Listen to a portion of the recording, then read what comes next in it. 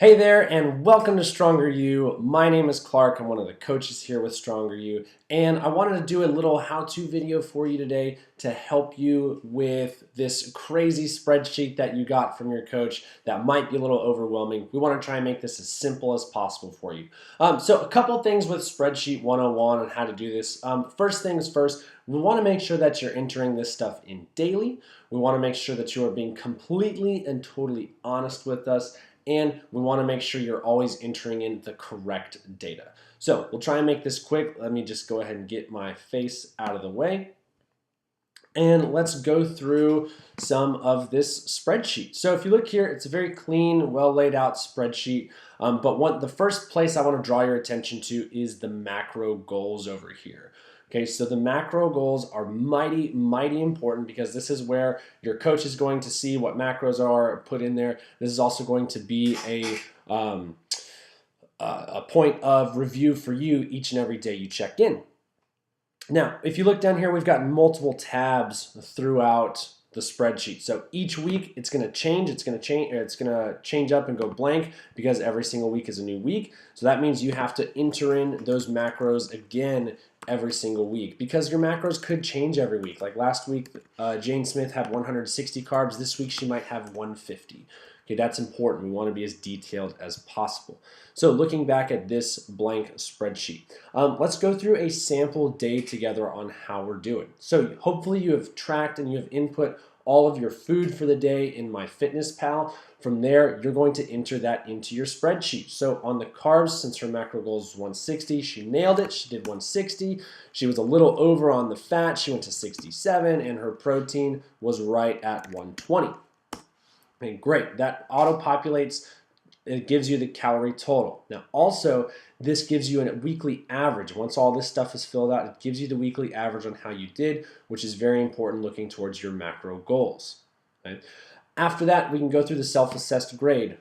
The Stronger You guide was also attached with your email. Be sure you reference the guide on how to do the self-grading and as well as tracking and everything. Use that guide often. Since she was just a little over on the fats, but everything else was good, we're going to give that a B. We always want to make sure that we are weighing ourselves each and every morning. So you're going to wake up, use the restroom, step on the scale, and weigh yourself. Make that part of your morning routine, just like brushing your teeth. Want to make sure we are getting that accurate weight every single day. The waist measurement doesn't have to be done every day, but it does need to be done at least 3 times per week. So go to Walgreens or CVS, get a little measuring tape that you can put right around your belly button. You can measure your waist. Say today she was 34 inches. Hours of sleep. How much did she sleep last night? She got 8 hours. How's she feeling today? Is she feeling good? Feeling run down? 1 to 5. How are you feeling? She's feeling awesome.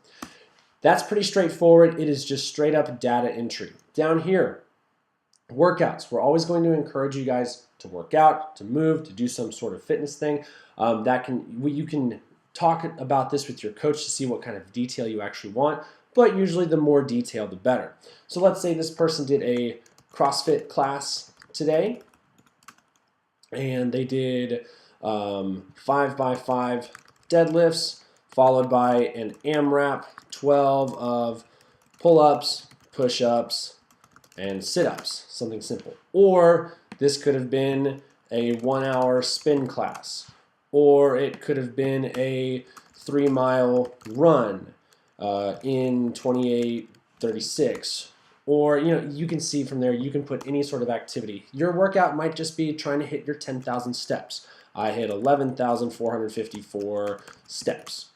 Great, that's awesome. Whatever your workout was that day, that's where we want you to put it. Other notes and comments, your coach is going to have more details for you about other stuff that they might want you to track, like maybe they want you to track your water intake. So let's say we got 144 ounces that day. Or maybe they want you to track your fiber intake, 22 grams. Or maybe they just want you to do a little daily diary on how you're feeling. Felt great today, wasn't hungry, feels like a lot of food, but I know I can do it. Something like that. Okay, whatever notes and comments you can put in there that's going to help out your coach, that's what we want to see. Do this every day. Okay, every day. Don't wait until your check-in day to enter everything. Do it every day, so that way when check-in day comes, you can simply fill out the sheet for your last day, send it to your coach before noon, and you can wait for your new macros the next week.